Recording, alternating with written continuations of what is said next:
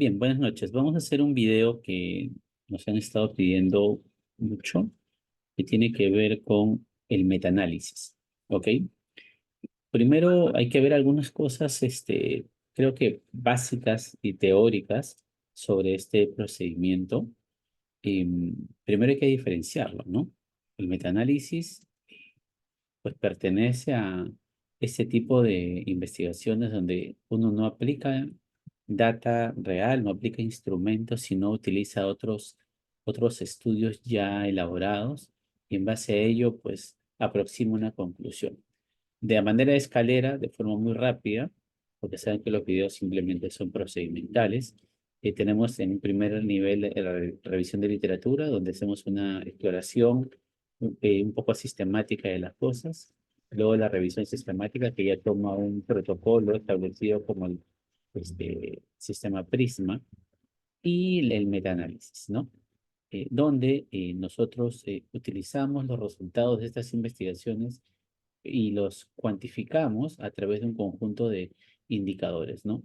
La frase que está abajo la voy a leer porque me parece interesante. Dice, la calidad del metaanálisis, análisis cuantitativo, dependerá de la calidad de revisión sistemática que lo precede, análisis cualitativo. O sea, seleccionar bien los artículos, verificar que las muestras sean más o menos iguales, que las características de los estudios sean similares, para que no, para que exista homogeneidad, que es una palabra que voy a utilizar mucho en estos minutos. Hay algunos pasos que debemos de conocer, ¿no? Ahí tienen un artículo, desde la formulación de objetivos hasta la evaluación del sesgo de publicación, ¿ok? Hay un gráfico para eso, y de la homogeneidad o la ausencia de heterogeneidad, que también hay un gráfico para eso. ¿Ok? Van a escuchar el forest plot y el funnest plot. Eso lo vamos a ver en breve. Entonces, este conjunto de pasos es sumamente importante y esos dos conceptos vitales. Primer concepto importante, el sesgo de publicación que se evalúa a través de una gráfica de embudo, un Funnest plot. ¿Ok? Aquí, por ejemplo, tenemos dos imágenes, ¿ok? Donde podemos observar la parte de los resultados y el error estándar en este caso, ¿no? Y un triángulo en todo caso, ¿no? Que es un embudo invertido. Y nos podemos observar de que en la primera imagen hay una distribución más o menos homogénea entre los valores de un estudio y los valores de otro estudio. Esos puntos que ustedes ven allí son estudios que se toman en cuenta. Cuando hay una asimetría, ¿ok?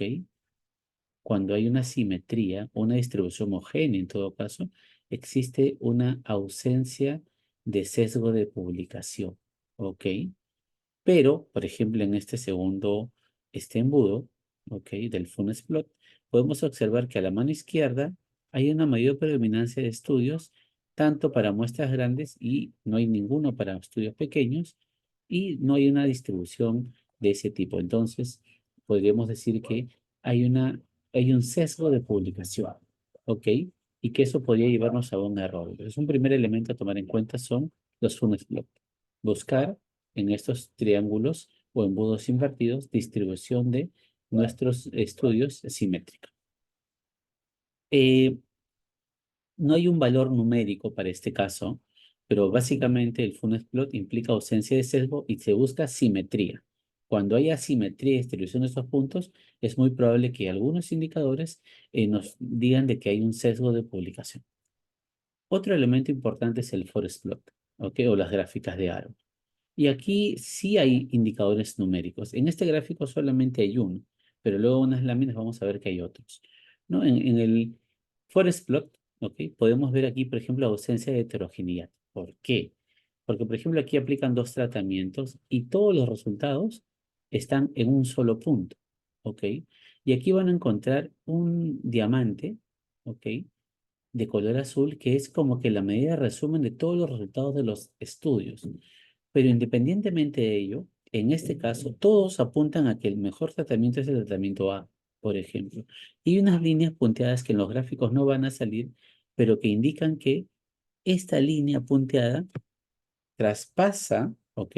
O pasa, no necesariamente por los valores encontrados, pero sí por los intervalos de confianza, que son estas líneas que ustedes ven de manera horizontal.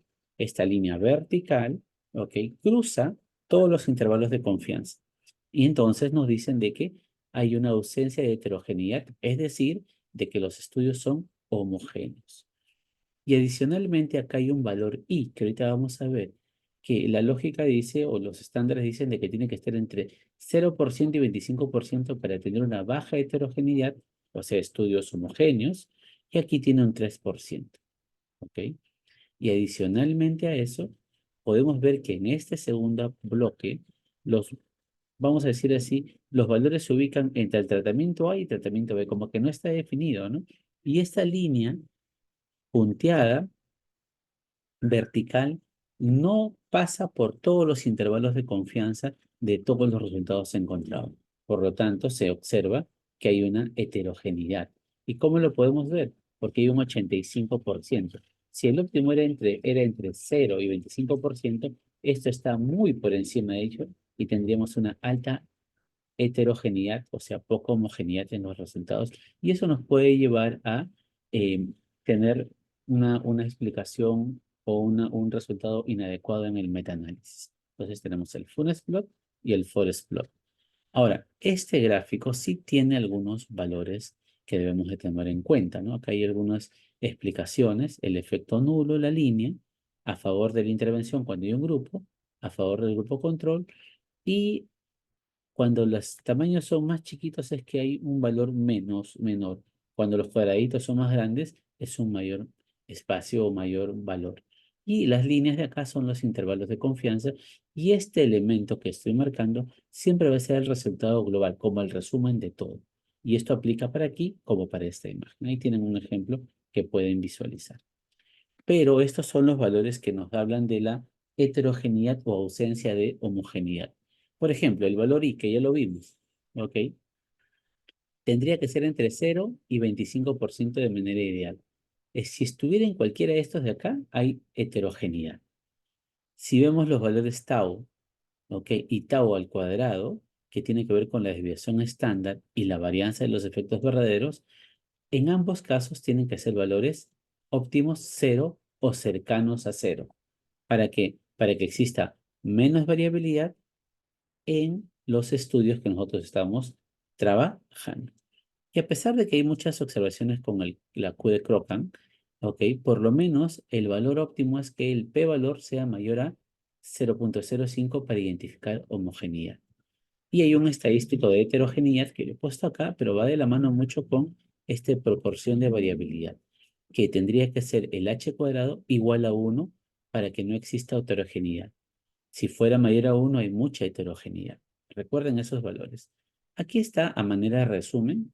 Cuando tengan el video, tómenle un pantallazo porque eso va a ser un indicador para que puedan entender todos los pasos que vienen.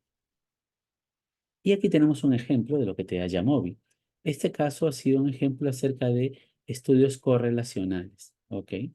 Y podemos ver que nos da estos tres grandes gráficos. Bueno, nos da una tabla con resultados, el Funet plot y el Forest plot, ¿ok? Y podemos observar aquí, por ejemplo, eso no lo voy a mover, podemos observar aquí, por ejemplo, que este diamante que apunta dice que la correlación promedio entre todos los estudios es de menos 0.36 y es una correlación significativa. ¿Ok? O sea que podríamos decir de que a nivel de dos variables, por ejemplo, resiliencia y autoestima, por ejemplo, ¿no? Menciono cualquiera, o resiliencia y violencia en todo caso, la correlación es inversa y significativa y podría ser eso una medida de resumen. Sin embargo, antes de tomar en cuenta eso, tenemos que ver los indicadores de heterogeneidad, ¿ok? Y de sesgo de publicación. Y vemos que el tau y el tau al cuadrado sí son cercanos a 0. Así que podría decir que hay poca variabilidad en los estudios. Sin embargo, el valor I dice de que hay una moderada heterogeneidad, porque acuérdate que lo óptimo es de 0 a 25 y ese ha sacado 30, que le ubica en una moderada heterogeneidad.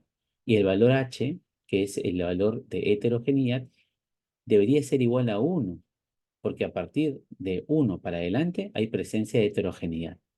Y este es el más importante, de que el p-valor, ok, sugiere de que cuando es mayor a 0.05 sugiere homogeneidad y el p-valor es mayor a 0.05. Ok, entonces no queda todavía claro si hay mucha homogeneidad, pareciera que hay una heterogeneidad como que parcial, moderada. ¿Ok? Así que debemos tomar con muchas pinzas esta correlación de resumen. Hasta llegar a el Funes plot, que muestra una distribución más o menos, vamos a decir, simétrica entre ambos puntos, más o menos. Por eso es que los valores salen así como que dubitativos. Esa primera parte es importante para tomar en cuenta. ¿Ok? Y luego vamos con el programa. ¿Ok? Porque ya tenemos la lógica de lo que analizamos y ahora vamos a ver qué nos da Jamovi. Lo primero es que hay que instalar Major. O sea, cuando vamos aquí a Jamovi, yo ya lo tengo instalado, pero uno de los módulos para hacer metaanálisis es Major. Entonces yo pongo acá Major y lo instalo. Y yo ya lo tengo instalado. Y en Major yo voy a tener estas opciones de acá para ver correlaciones, modelos dicotómicos, para ver los tamaños del efecto, en este caso he hecho de correlaciones, la diferencia de medias para grupos independientes y grupos apareados, para temas de proporciones y para índices de confiabilidad. Si es que lo voy a pasar rápidamente, aquí por ejemplo tenemos para un ejemplo de relación, ¿ok? Entre dos variables, ¿no? Resiliencia y bienestar, por ejemplo, le he puesto. Entonces pongo, ¿no? Evaluar la relación entre resiliencia y bienestar en estudios recientes, analizando tamaños del efecto y correlaciones. Y aquí algunos ejemplos de objetivos específicos, ¿ok? Y luego yo hago este procedimiento. Vamos a ver este primer procedimiento, ¿ok? Yo voy a hacer el de correlaciones. Voy para acá. Yo ya tengo unas datas listas. Ujú. Y tengo una data para correlaciones. Voy a abrir esta. ¿Ok? Por ejemplo, ya tengo la data de correlaciones, voy a mayor, voy por acá y yo agarro, ¿qué me pide? Me pide la correlación, que yo tengo que tener la correlación, ¿ok? En este caso son 15 estudios y tengo las correlaciones de los 15 estudios. Me pide el tamaño de muestra, ¿ok? Acá lo tengo que actualizar porque si no, no lo va a calcular. El tamaño de muestra, ¿correcto? ¿Ok? El tamaño de muestra y la etiqueta, que yo tengo acá la etiqueta, ¿ok?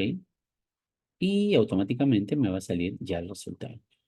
Me sale la tabla con la correlación esperada, los valores tau, que ya interpreté hace un momento, el tau, el tau al cuadrado, el i al cuadrado, el h al cuadrado, el Cochrane y su p-valor, con su gráfico de forest plot y funnest plot, ¿ok? Con algunas interpretaciones que yo ya te mostré. Ahora, algunos detalles, ¿no? Por ejemplo, yo no lo he considerado, pero algunos podrían considerar una variable moderadora, ¿no? Van a darse cuenta que acaba de cambiar un poquito el gráfico. Yo voy a poner una variable moderadora continua y voy a poner como si fuera esta la variable moderadora continua. Y va a recalcular todo, ¿ok? Aquí está el efecto de la variable moderadora y el gráfico cómo cambiaría, por ejemplo, ¿no? Y cómo cambiarían mi forest plot y mi funnest plot. Pero tengo que decir si la variable moderadora es categórica o no es una variable categórica, sino una variable continua.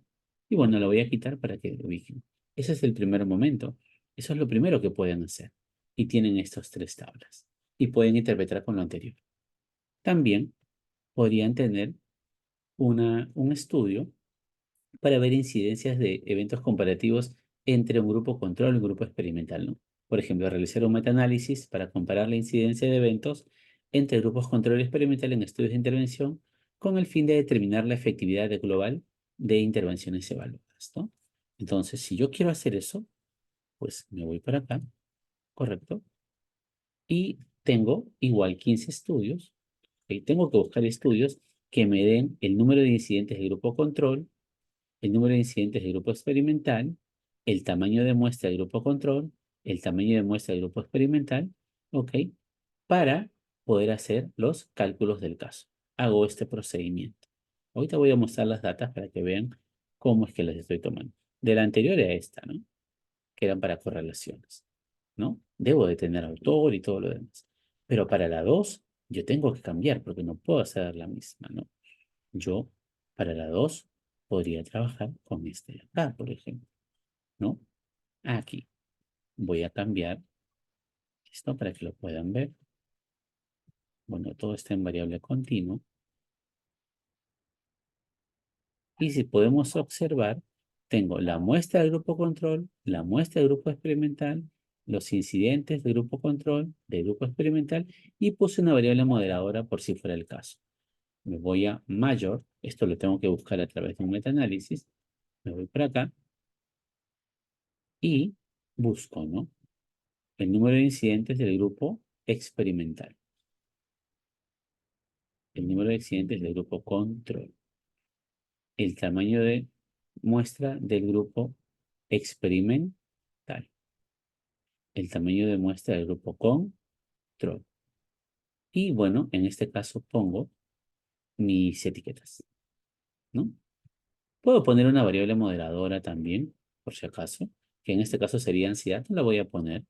Y aquí tengo el valor, y aquí tengo mi espacio de corte, ¿de acuerdo?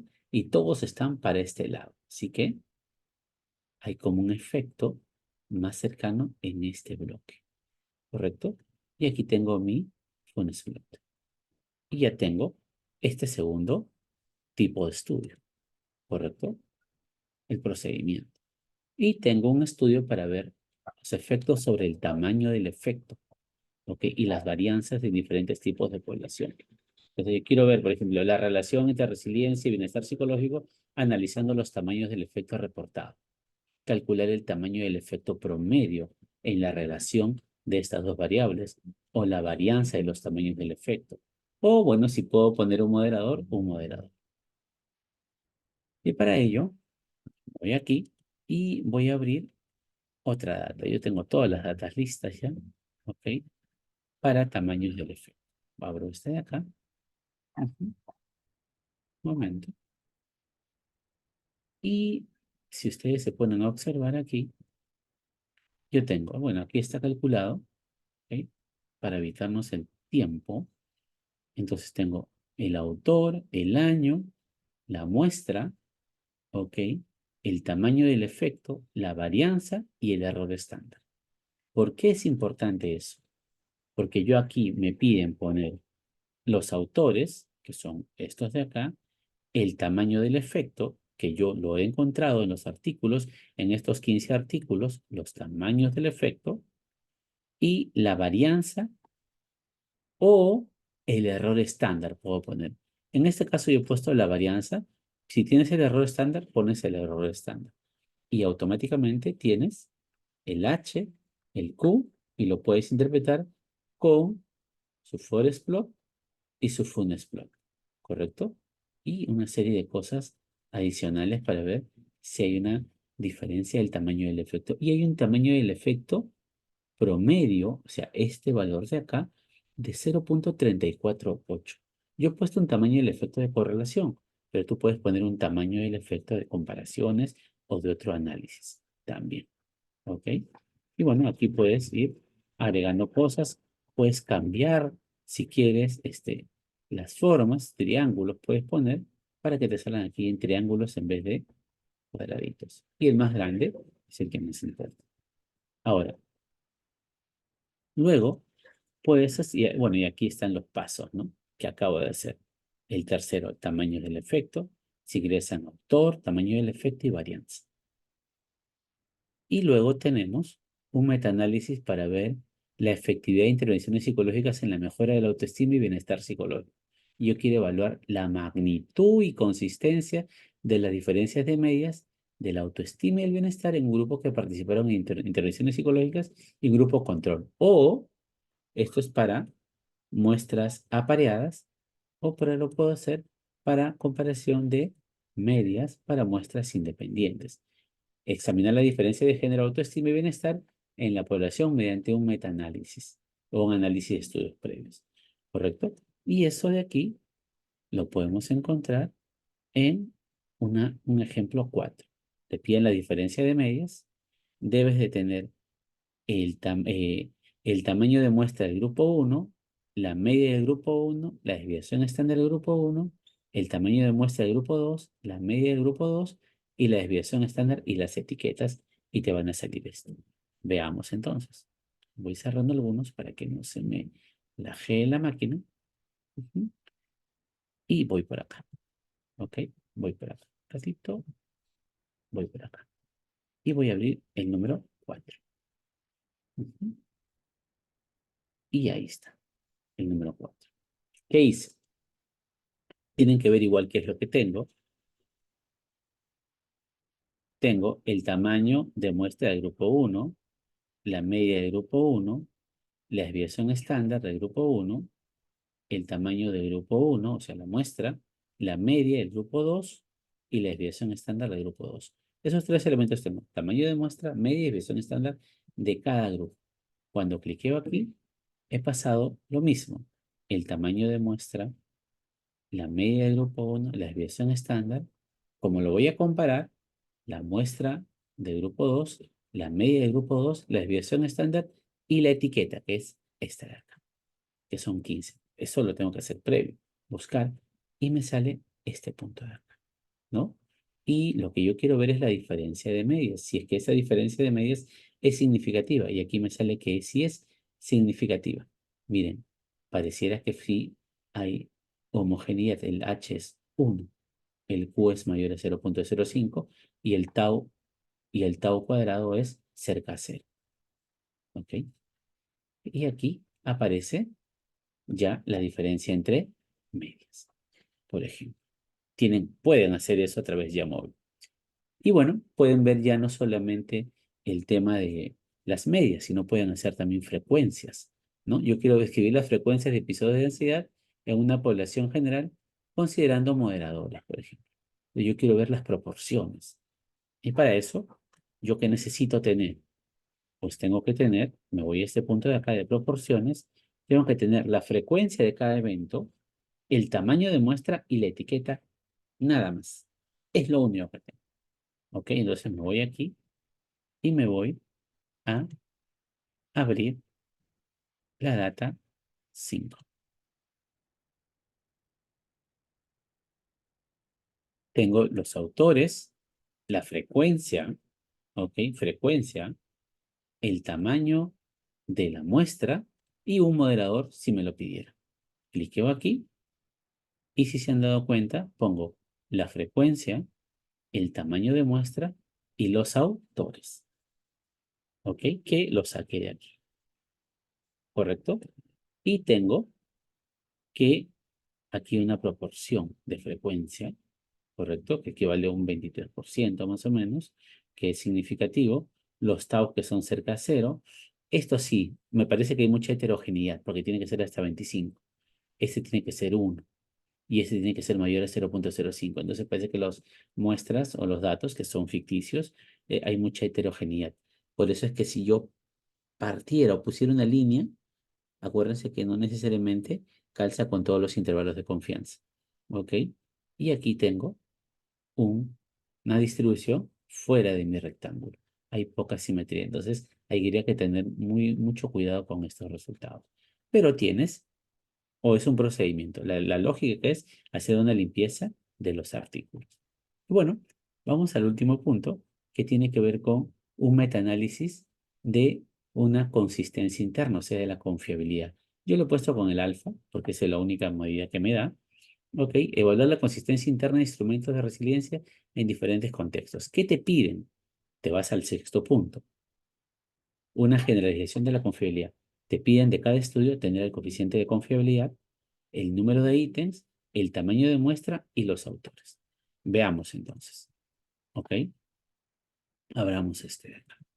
La data 6 para confiabilidad, que la tengo lista. Entonces tengo los autores, el coeficiente alfa. Aquí son diferentes tamaños de número de ítems, pero podrían ser los mismos, ¿ah? Por si acaso. El tamaño de muestra utilizado y por ahí que hay una variable moderadora. Por ejemplo, yo puse acá si son estudiantes o trabajadores. Cliqueo acá y miren lo que ha pasado.